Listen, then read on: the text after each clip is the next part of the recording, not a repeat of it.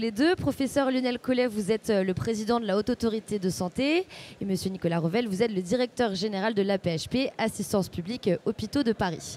Tous les deux, vous venez de participer dans le cadre de Made in Tech à la conférence Innovation et Excellence ensemble pour l'hôpital de demain. Et si vous ne deviez retenir qu'une seule idée de cette conférence, laquelle ce serait? L'innovation est en phase d'accélération. Elle a toujours été très présente dans le système de santé, très présente au sein de la PHP parce que l'innovation, elle ne vient pas que de l'extérieur. Elle vient beaucoup quand même de ce qu'est le travail de recherche et d'innovation de nos propres équipes médicales. Mais on voit bien que l'IA est un formidable accélérateur. Et donc on est confronté nous à PHP à une sorte d'obligation d'exigence de pouvoir accompagner beaucoup plus efficacement ce qui est une très forte pression de l'extérieur, une très forte pression de l'intérieur. Et puis au-delà de la pression, le fait que l'innovation est évidemment une promesse d'amélioration thérapeutique et même de réponse à la question médico-économique. Parce qu'on voit bien que ce qui nous fera faire des économies quand même dans notre système de santé, c'est de mieux soigner nos malades. Et donc du coup, l'AP, elle se met en ordre de marche. C'est ce que j'ai essayé de dire dans cette conférence, pour essayer d'être au rendez-vous d'une demande de clarté et de rapidité. Voilà. Et c'est beaucoup ça qui nous est demandé. Il faut être clair sur ce qu'on est capable de faire ou pas faire. Il faut être clair quand un innovateur arrive vers nous par rapport à ce qu'est sa demande. Est-ce qu'il a besoin de faire un essai clinique? Est-ce qu'il a besoin de faire un simple test? Est-ce qu'il vient nous voir pour qu'on achète son produit? Jusqu'à présent, on mélangeait un petit peu tout ça.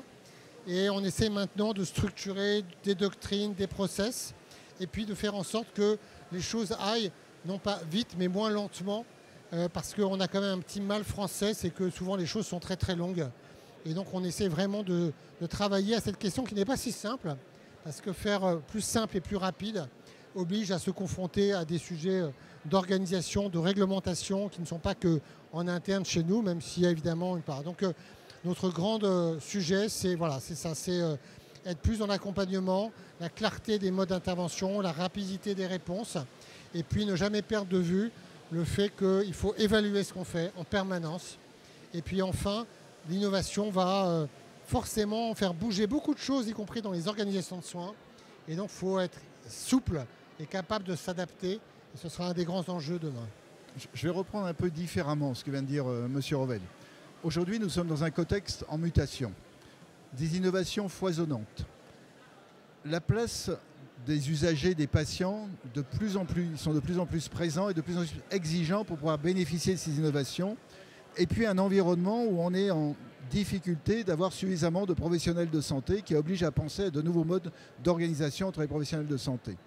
La HAS, dans tout cela, elle a un rôle, c'est de s'assurer, tout en allant vite et qu'il peut y avoir une réorganisation, de s'assurer de la qualité du système, de la qualité de ce qui est proposé.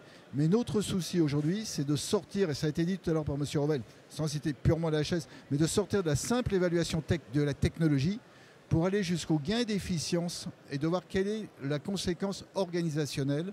Et nous avons à cette fin à l'HAS, d'ailleurs, créé un service d'évaluation médico-économique en décembre dernier qui va se poser ce type de questions englobant cette dimension organisationnelle. Comment est-ce que l'AHAS et l'AP-HP peuvent travailler en tandem pour aller vers encourager cette innovation en santé? D'abord, nous travaillons de manière extrêmement cordiale, je le dis, entre l'AP-HP et l'AHAS. Je crois que l'AP-HP, de par sa taille unique, ça a été rappelé en Europe, je pense que même au niveau mondial, c'était vraiment exceptionnel. Cette taille-là, elle est parmi les très grandes structures, ne peut qui nous aider dans des sujets comme les entrepôts de données de santé hospitaliers dont nous avons absolument besoin maintenant pour aller identifier à partir de là des indicateurs de qualité, de sécurité de soins. Et il y a une place de la PHP qui peut nous aider en soi. Et puis, nous avons besoin de la PHP du fait de sa taille pour l'obtention de données au-delà de cela dans les essais cliniques, nous accompagner.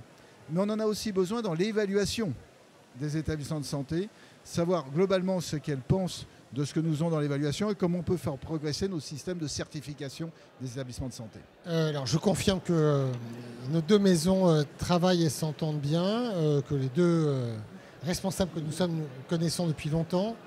Moi je vais plutôt dire que le système de santé a besoin de la haute autorité de santé. C'est que je ne sais pas ce que la PHP peut apporter à la Haute Autorité de Santé, mais ce qui est évident, c'est que on va, comme je l'ai dit, avoir beaucoup de nouvelles solutions thérapeutiques qui vont arriver. On fait face à des enjeux d'évolution de nos organisations. Il y a une question économique qui est quand même massive. On va vers un vieillissement de la population. On a de plus en plus de personnes malades, indépendamment même du facteur d'âge, avec une tension sur les ressources médicales et soignantes, humaines.